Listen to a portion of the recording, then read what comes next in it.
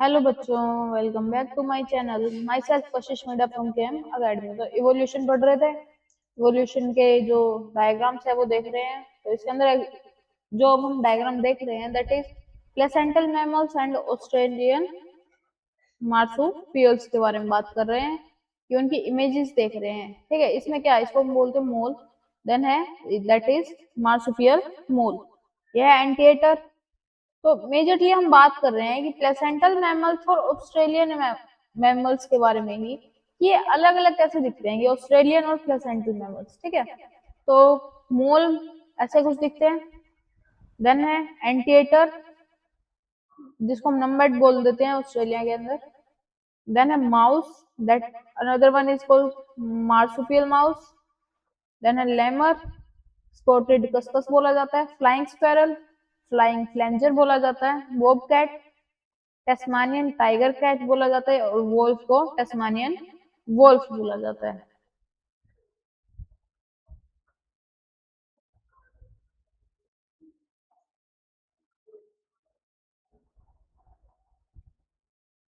Next है हमारे पास diagrammatic representation of the operation of natural selection on different traits, कि स्टेबलाइजिंग कैसे हो रही है, डायरेक्शनल कैसे और डिसरप्टिव कैसे है। First of all, peaks at higher and narrower number of individuals with phenotype दे रखे हैं कि ऐसे कुछ नंबर ऑफ इंडिविजुअल हैं हमारे पास। ठीक है, कि वही medium size individual are favoured होते हैं और फिनोटाइप फेवर्ड होते हैं बाय नेचुरल सिलेक्शन से। ठीक है, फिर दे रखे हैं हमको ए बी सी 3 टाइप दे रखे हैं। तो फर्स्ट के अंदर क्या कर रहा है, वो स्टेबिलाईज कर रहा है। ठीक है, पीक करता है गेट्स हायर एंड नैरोअर, सबसे लंबा है और नैरोअर है। ठीक है, इसके बाद है peak shift in one direction. तो इसके बाद क्या करता है, वो थोड़ा सा एक डायरेक्शन के अंदर क्या हो रहा है, वो थोड़ा सा शिफ्ट हो जा रहा है। ठीक है, एक डायरेक्शन के अंदर क्या किया, उस तरफ में जाके थोड़ा सा शिफ्ट हो गया। ठीक है, देन जो लास्ट है डिसरप्टिव, उसके अंदर इसने क्या किया, टू पीक्स फॉर्म, कि भाई जाके जो बीच वाला है ना उसकी हाइट कम कर दी और एरिया को क्या कर दिया इसने, इंक्रीज कर दिया, डिसरप्टिव हो गया।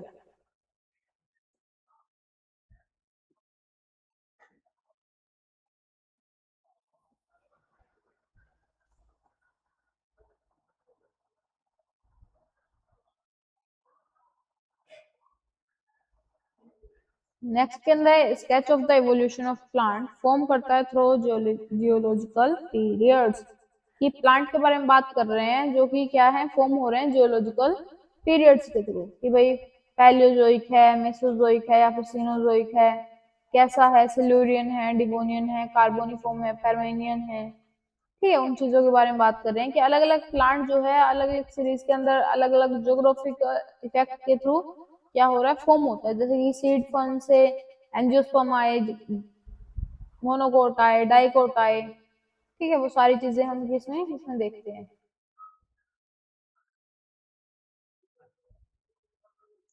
नेक्स्ट आ जाता है हमारे पास representative evolutionary history of vertebrates through geological periods, कि इवोल्यूशनरी हिस्ट्री क्या रही थी हमारी। तो सबसे पहले अगर इसमें हम बात करें,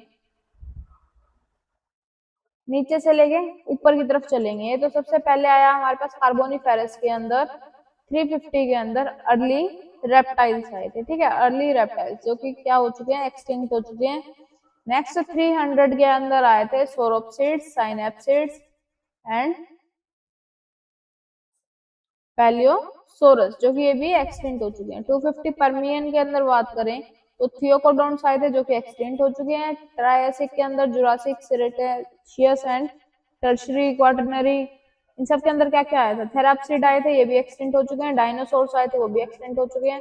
जो लास्ट में जो चीजें चल रही है that is turtles, lizards, snakes, tuataras and crocodiles, birds and mammals चल रहे हैं। ठीक है,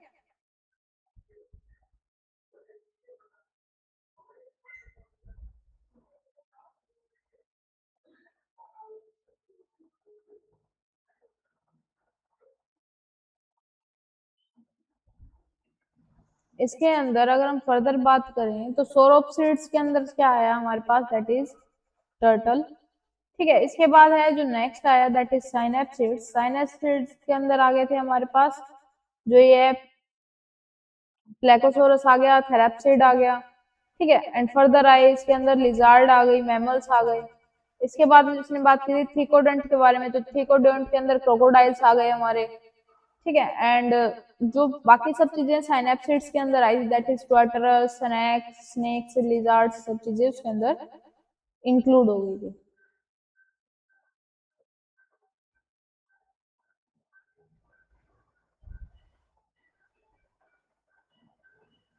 नेक्स्ट जो है comparison of the skull of adult modern human being, baby chimpanzee and adult chimpanzee. The skull of baby chimpanzee is more like adult human skull than adult chimpanzee skull, ठीक है। अब ये स्कल के base पे बात हो रही है कि इनका स्कल क्या है, थोड़ा सा सेम दिख रहा है, ठीक है, ह्यूमन का और बेबी चिंपैंजी का। अगर हम इसके ह्यूमन का स्कल ले रहा, बेबी चिंपैंजी का ये रहा और अडल्ट चिंपैंजी का ये रहा, तो इसके अंदर से हम जस्ट ये बताया कि ह्यूमन का स्कल और बेबी चिंपैंजी का स्कल क्या है, ऑलमोस्ट सेम है, ठीक है। जब तक वो बेबी से लेके अडल्ट के अंदर आता है तो उसके स्कल में चेंजेस आ जाते हैं, लेकिन जब हम उसके बेबी स्कल की बात करें तो ये ह्यूमन से क्या है, एग्जैक्ट पड़ता है। तो इसके साथ ही हमारा ये चैप्टर कवर हो चुका है। Please like, comment, share, subscribe.